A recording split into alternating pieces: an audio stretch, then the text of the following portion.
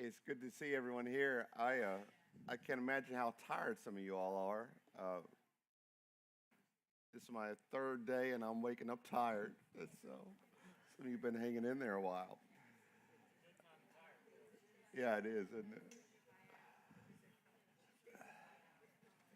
I want to move on to Second Thessalonians chapter 2 this morning, and that's on page 19. If you have a handout, we looked at Matthew chapter 24 there, and which is the basis, at least in the New Testament, of the theology surrounding the tribulation and the rapture. But I want to move on and talk to you about this passage, which is the primary passage when folks talk about the Antichrist. Now, I should say that one of the reasons why in modern theology this Antichrist figure is so spooky is that they combine three or four people.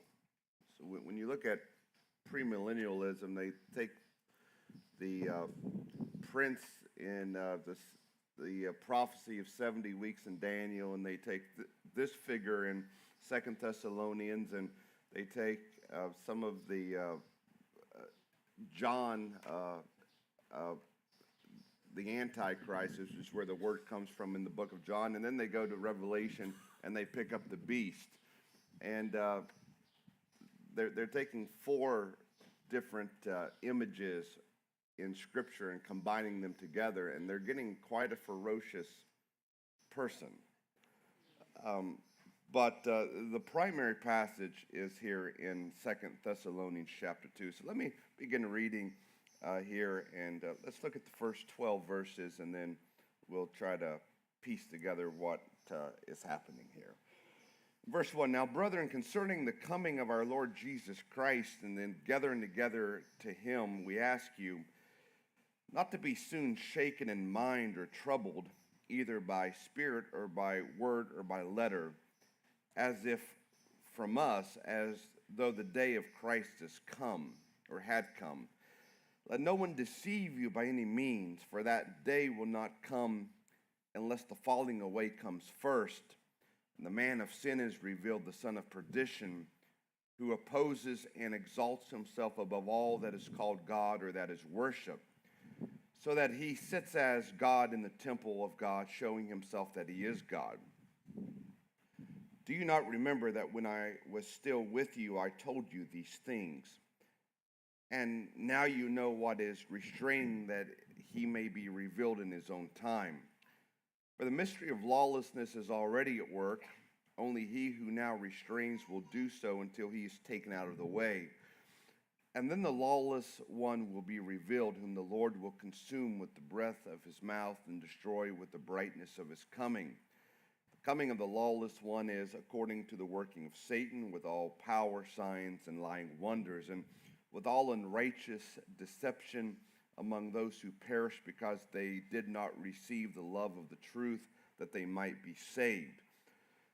And for this reason, God will send them strong delusion, that they should believe the lie, and that they all may be condemned who did not believe the truth, but had pleasure in unrighteousness.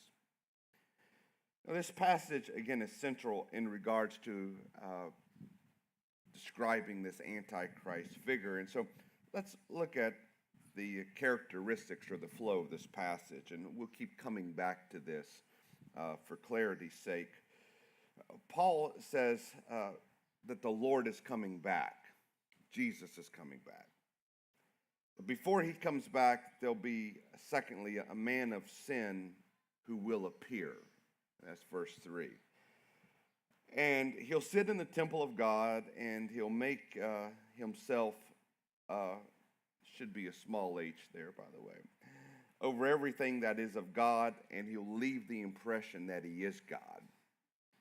And he'll do powerful signs, and there'll be lying wonders, and many will be deceived, and God will allow them to be deceived because they do not love the truth.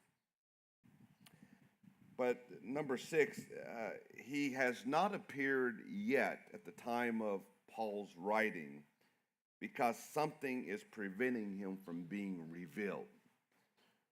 But he will be revealed, and then the Lord will destroy him, consume him.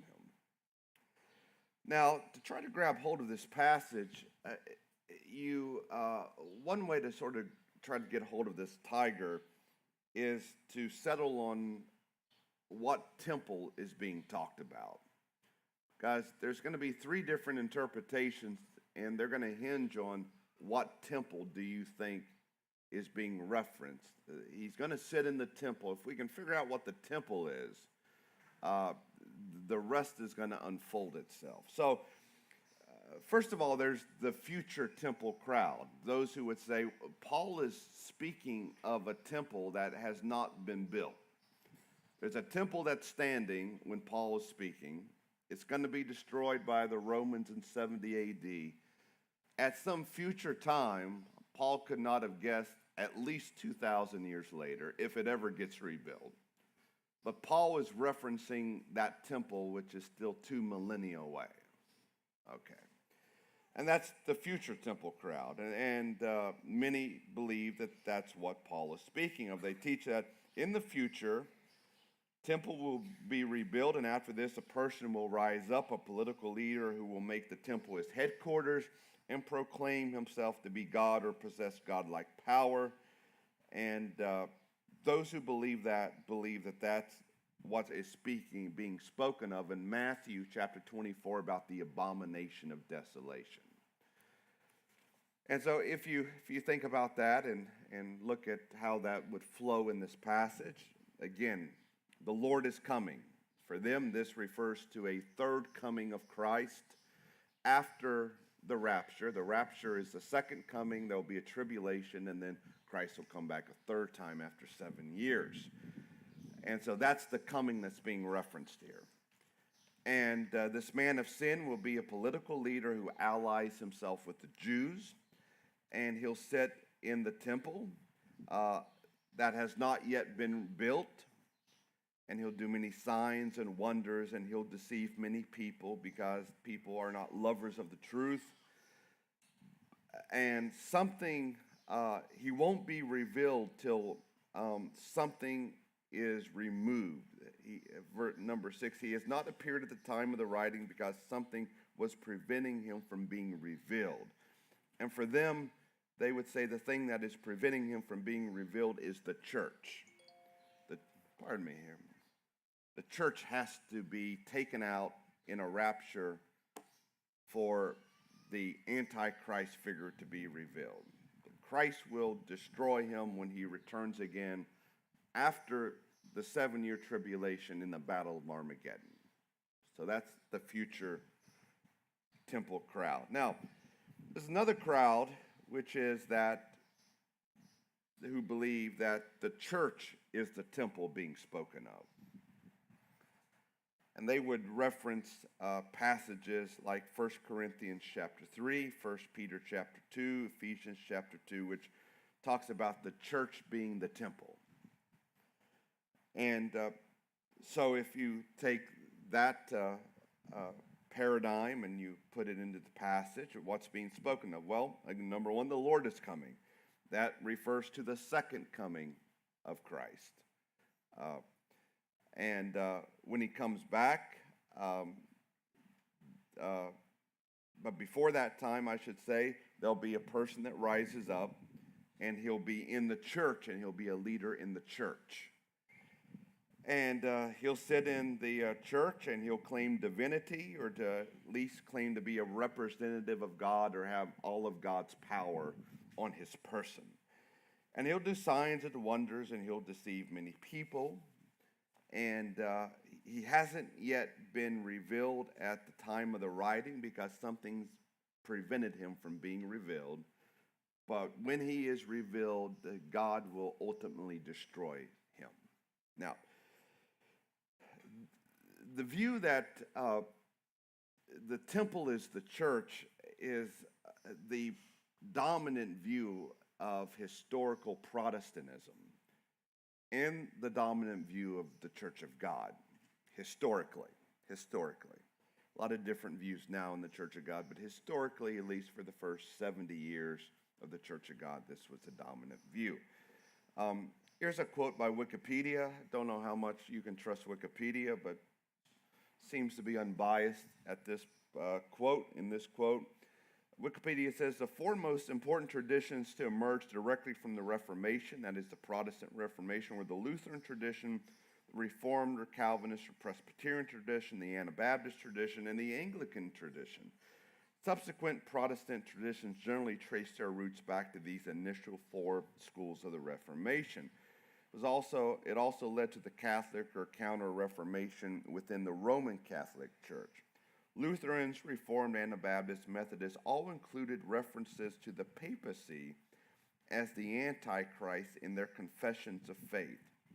Protestant reformers such as John Wycliffe, Martin Luther, John Calvin, John Thomas, John Knox, Roger Williams, and John Wesley. Well, John's a dominant name there, isn't it? As well as most Protestants of the 16th to 18th centuries felt that the early church had been led into the great apostasy by the papacy and identified the Pope with the Antichrist, or this figure. Again, if you say if the temple is the church, then what is the leader in the church that most fits this description? And they would say that would be the office of the papacy. Westminster Confession, which is one of the most important Presbyterian creeds, reads, "There is no other head of the church but the Lord Jesus Christ, nor can the Pope of Rome in any sense be head thereof, but he is that Antichrist, that man of sin and son of perdition that exalts himself in the church against Christ and all that is called of God."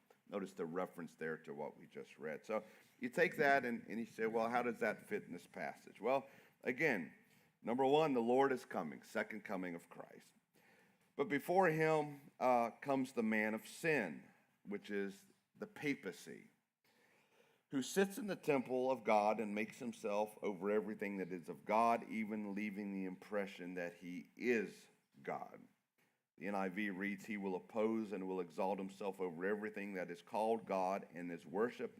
And so he sets himself up in God's temple, proclaiming himself to be God. For those of this view, this is a description of the Pope's exalted position, the claim to be the vicar of Christ or representative of Christ on earth, and the head of the church. The claims to papal infallibility, the ability to establish doctrinal dogma, and the assumed authority to excommunicate, among other powers. In other words, they would say, if the Pope can put you in and put you out, that sounds like God to me. They may not be claiming to be God, but you're claiming all the powers of God. And there's a fine line between claiming to have all the authority of God and being God himself. He'll do many signs and wonders. Again, I wrote this 3 or 4 years ago, so this paragraph is dated. Popes have often claimed miraculous powers. In fact, sainthood requires in Catholicism it demands evidence of at least 2 miracles. And regarding the current pope, which at that time was Pope Francis, Hazel Torres wrote, "Performing miracles is nothing new to Pope Francis. Last March, authorities attested that he turned the dry blood of St. Guerrero into liquid in Naples, Italy. Just last month, before he began his visit to Cuba, the U.S. Pope Francis abruptly stopped his motorcade in the rain and asked his aide to bring to him the baby he saw being lifted at the barricade by her parents at St. Peter's Square. The Pope briefly placed his palm on the chest of the 3-year-old girl who was suffering from Down syndrome and had 2 holes in her heart. Later, when the doctors checked on the baby, they found one of the 2 holes had completely closed while the other one was reduced to half its former size." Again, if you start Googling miracles of the popes, you find a lot of these things. Number 5, he'll deceive many. God will allow them to be deceived because they are not lovers of the truth. And number 6, he has not yet appeared at the time of Paul's writing because something was preventing him from being revealed. And that thing preventing him being revealed was the fall of the Roman Empire. The Roman Empire fell, then the papacy gained power and again rules from Rome and really controls much of the domain that the Roman Empire controlled in Europe. And so papacy rises after the Roman Empire falls. And he'll be revealed, and God will ultimately destroy the papacy. So that's the second view. Is it a temple yet to be rebuilt, yet to be built or rebuilt? Is the temple the church? Or third, is the temple the building standing when Paul was writing? That's the temple that he meant. And if you hold to that view, then all the things we said in Matthew 24 about the destruction of Jerusalem and particularly the destruction of the temple come into play. You have to go into history and you have to say, was there an individual during the fall of Jerusalem that fits this characteristic? And for those who hold that view, there's a man named John Giscala, who is held to most fit the characteristics being mentioned here in 2 Thessalonians. There's a long paragraph there by John Noe that takes in the bottom half of page 22 and all of page 23. And I won't read that to you, but John Giscala, as the Romans are surrounding the city, does many things. First of all, the priesthood was trying to keep peace with the Romans. While the city's being surrounded, the priesthood is saying, listen, you can't beat the Romans, and you need to make peace with the Romans. John Giscala headed the Zealots, those who hated the Romans and wanted to fight the Romans. It was John who was instigating the hiring of the false prophets to tell the people that we're going to defeat the Romans, just stay in the city, we're going to fight the Romans. And he set up his headquarters in the temple. And he claimed the temple as his headquarters, and he ruled Jerusalem from the temple. And he slaughtered the priesthood. He slaughtered over 12,000 priests, including the high priest, because they were the ones trying to make peace with the Romans. So once he got the priesthood out of the way, he was the supreme ruler inside of Jerusalem during the siege. And he ruled from the temple, and he told the people to follow him and that God was going to use him to deliver them from the Romans. That's what's going on in the temple, and that's why people look at him and say, you know what, maybe that's who John or Paul's talking about. So again, you take those 7 characteristics and you apply them to John. The Lord is coming. The reference there in this view is that that's the coming of judgment on the city of Jerusalem. And so that sort of matches to Matthew 24. But this man of sin, this man of lawlessness will appear, this John Giscala. And he will sit in the temple. And John did literally sit in the temple. He literally took possession of the temple and made himself the ruler of the Jewish people, something that only God was supposed to do. He killed the high priest and appointed his own priest, and the sacrifices were stopped at this time too, by the way. No more sacrifices in the temple once John takes over. He causes the sacrifices to cease. He'll do signs and wonders. Josephus says of John Giscala, John went about among all the people and persuaded them to go to war by the hopes he gave them. He affirmed that the affairs of the Romans were in a weak condition and extolled his own power. A great many false prophets appeared with many lying wonders. Fifth, and he'll deceive many people, and God will allow him to deceive them because they do not believe the truth. And John deceived the people of Jerusalem to go to war against the Romans, and God allowed this to bring judgment on the city for their rejection of Jesus. And so that's sort of a fulfillment of Matthew 23, because the Jews loved not the truth. The gospel is preached, but instead of receiving the gospel largely, they persecuted the disciples and rejected Jesus. They loved not the truth.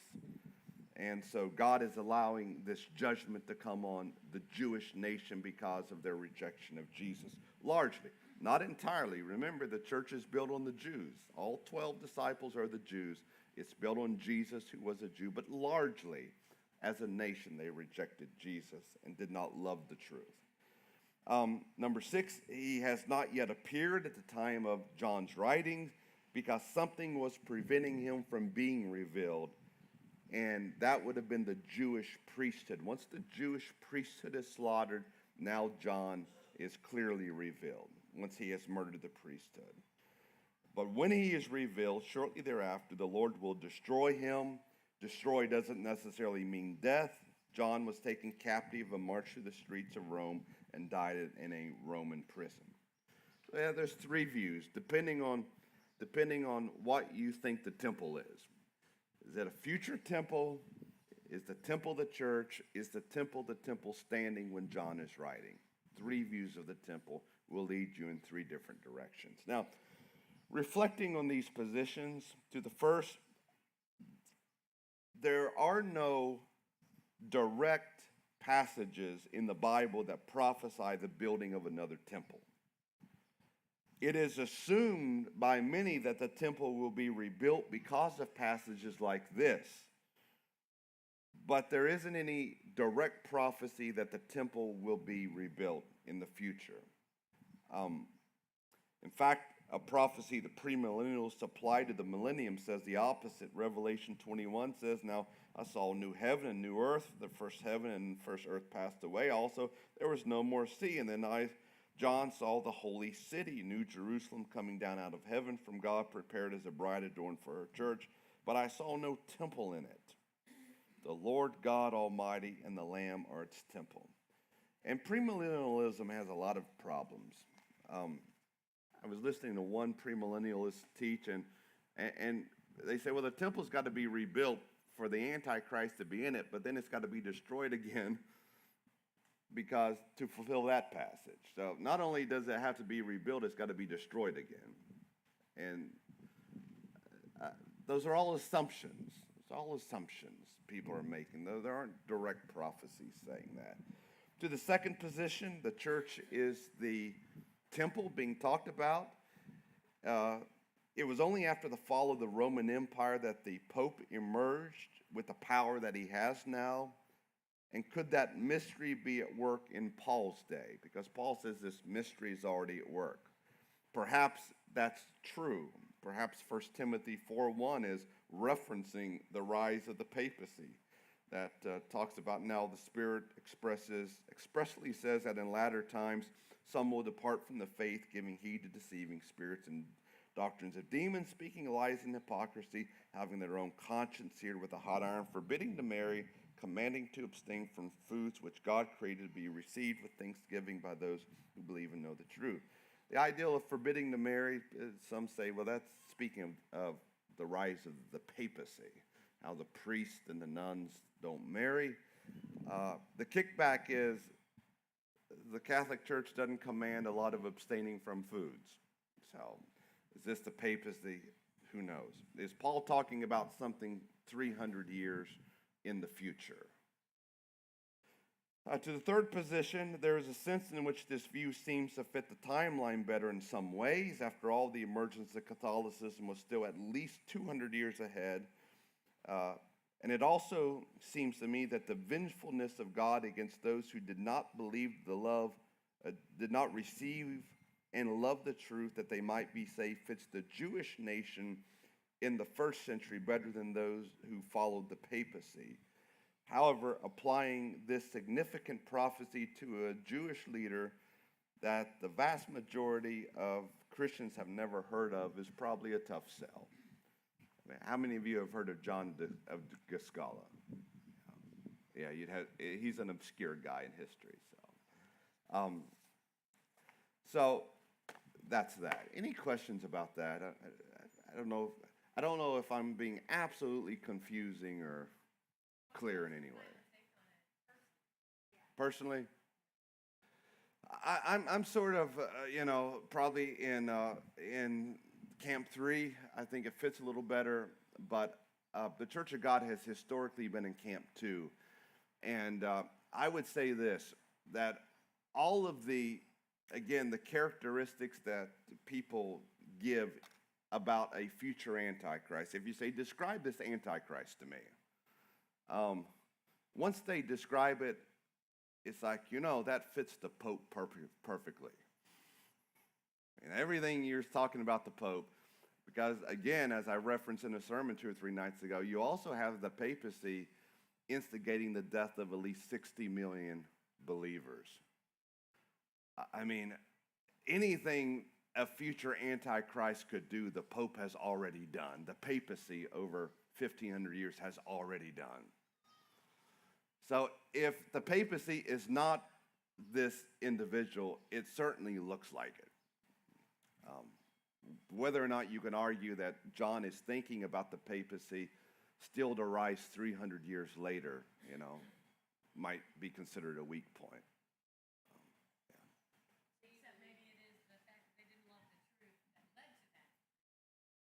Yeah, I think so. Yeah, I think so. Yeah, yeah. So I would say, probably arguing that it's the temple that it was standing when John was speaking probably has the least amount of problems.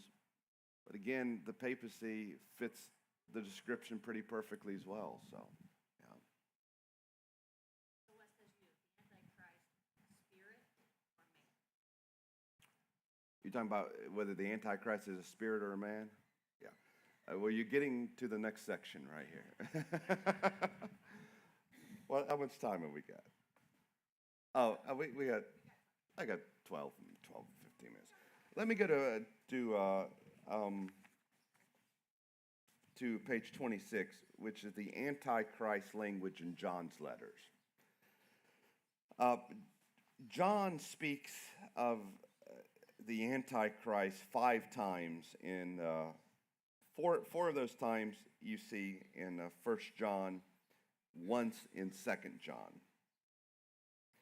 And let me just read to you those passages.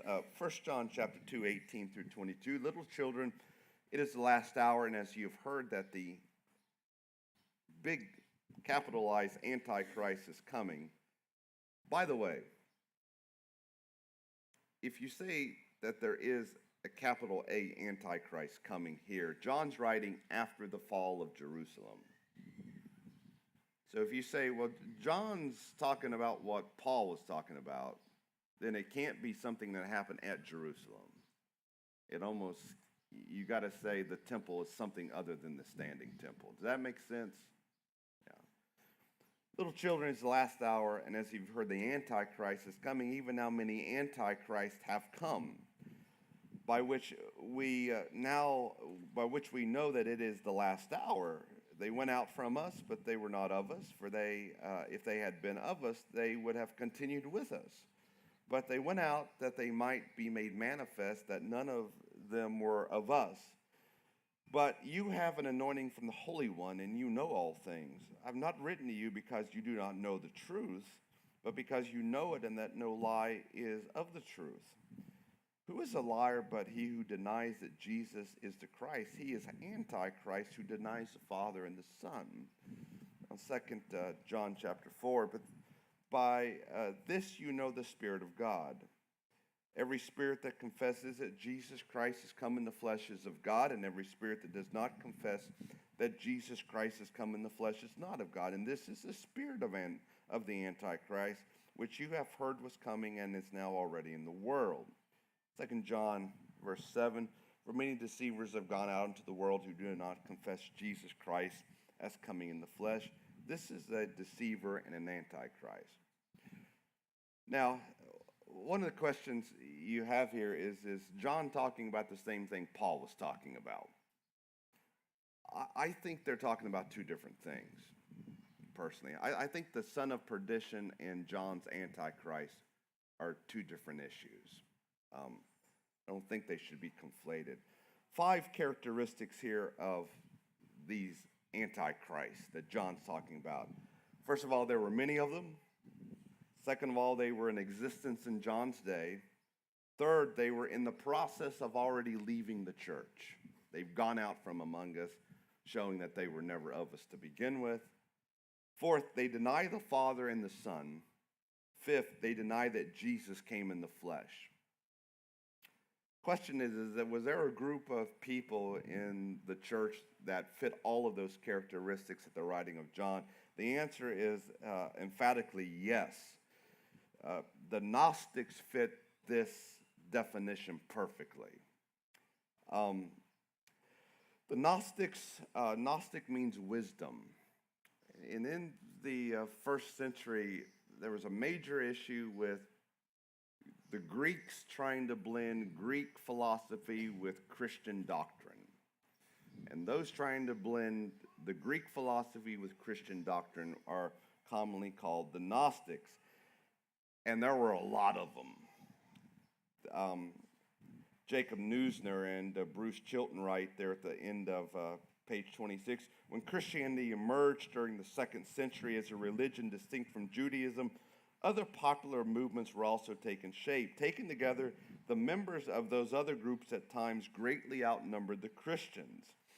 Among these movements, the ones called Gnostic exerted the strongest influence on the church and provided so serious a challenge that Christian theology largely spelled itself out as an alternative to Gnosticism.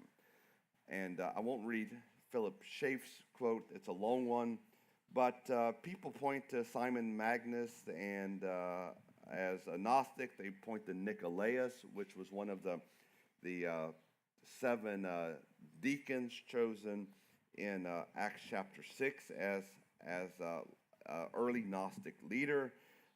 And they connect that to Revelation chapter 2, verse 6 and 15, where in 2 of the 7 churches, Jesus talks about the deeds of the Nicolaitans, which would be a reference to Gnosticism.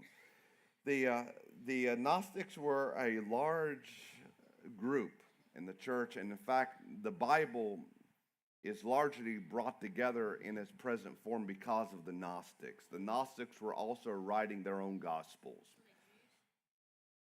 Mainly Greeks, Greek Christians. Yeah, the Greeks coming in. They were in the process of being driven out of the church. They were quite a problem in the early church. And 2 of the major beliefs, when you read that they deny the Father and the Son, and they deny that Jesus came in the flesh, your radar goes up and says, oh, that's Gnosticism. They deny the Father and the Son, or they deny they deny that the Son and the Father are co-equal. They believe that Jesus was created. Now, there's 2 different ways they go. Some say that he was a man, and he was just a man, but when he's baptized and God says, you are my son, that it was at that moment that Jesus became a son of God. Before that, he's just a man, but God sort of adopts him at that moment. And then he becomes the Messiah at the time of his baptism. Others say that he was a created craftsman. He's a demiurge. And so in Gnosticism, there at the bottom of page 27, you have dualism, the assumption that there's an eternal antagonism between God and matter. And this forms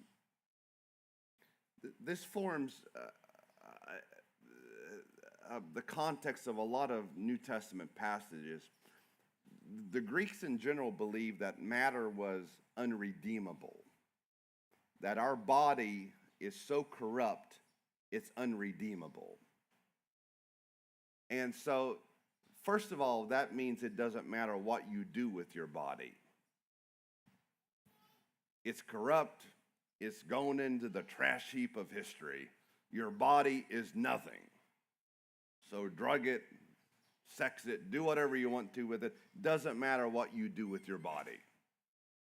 And so that's why when Christianity comes, it's so important to recognize Christianity has this very high view of the body. Romans 12:1 and 2, it says, surrender your body as a living sacrifice. This physical body needs to be given to God because God sanctifies bodies. We believe that the body isn't going to the trash heap of history. The body is going to be glorified.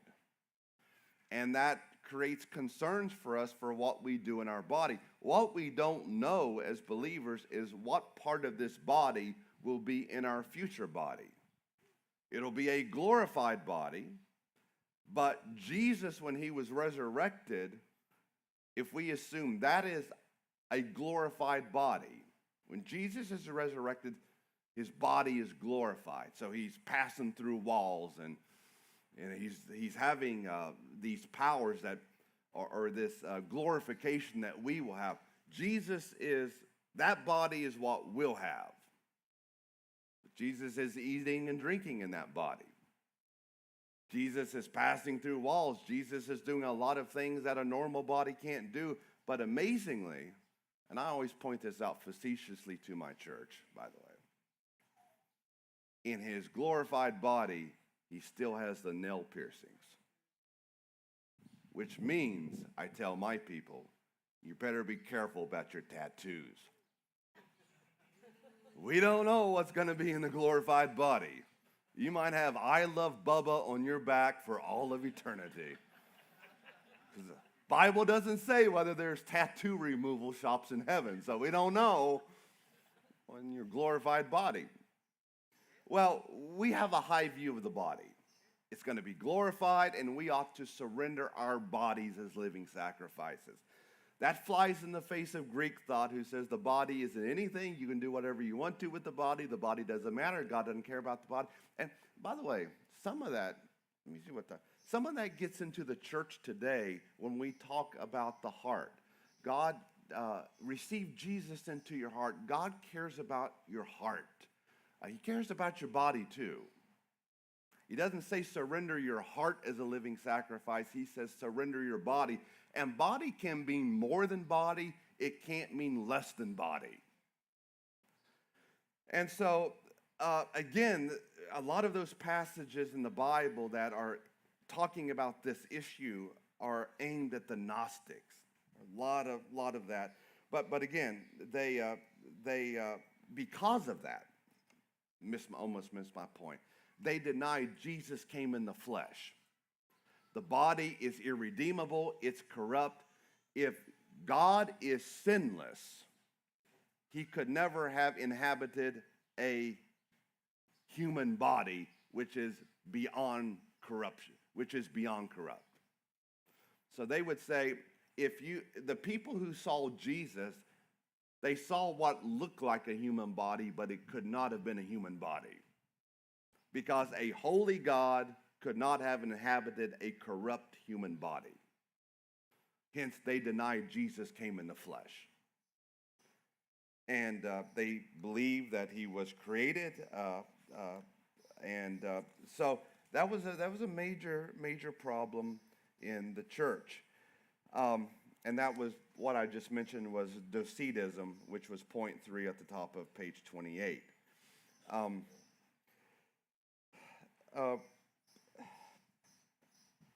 So anyway, I got to wind up, but I think that the Gnostics fit the description of the Antichrist spirit to a T. The denial that Jesus came in the flesh, the denial of the Father and Son being equal, the idea that the Son was either adopted or he was created. They would put heavy emphasis on Paul's wording where it says that Jesus is the firstborn over all creation. They would say, see, he was created. He's the first to be created. Of course, we understand firstborn to mean firstborn was the son who inherited everything. We're talking about an issue of power. He's first, but he's not first linearly in being created. They would debate that, and that was some of the Arian heresy that emerged in the 3rd century. So my issue, let me read my concluding thoughts and then conclude.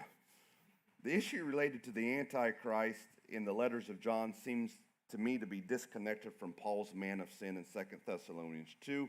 In the writings of John, we're talking about a plurality of Antichrist, yet Paul's speaking about a singular man of sin.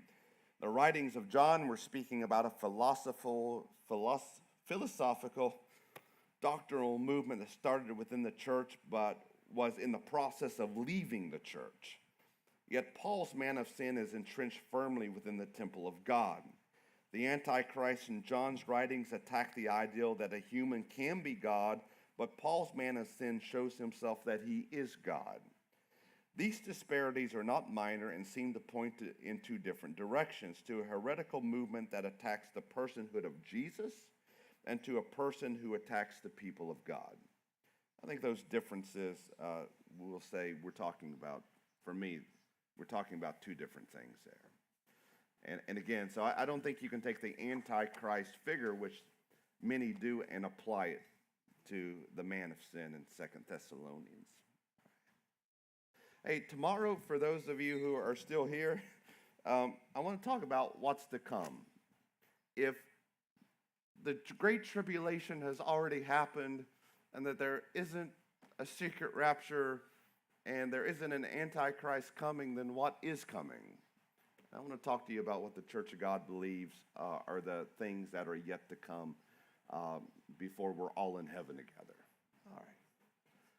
Thank you for hanging in there. Hey, hey, they made some copies. I'm sorry, I didn't see those till you pointed. There's 12 of these. No. If you need any, all right. Sorry I didn't get those to you sooner. Sorry about that. Okay, hey, brother.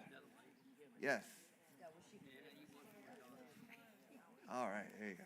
All right. Okay. Hey, there's a few left here if you need.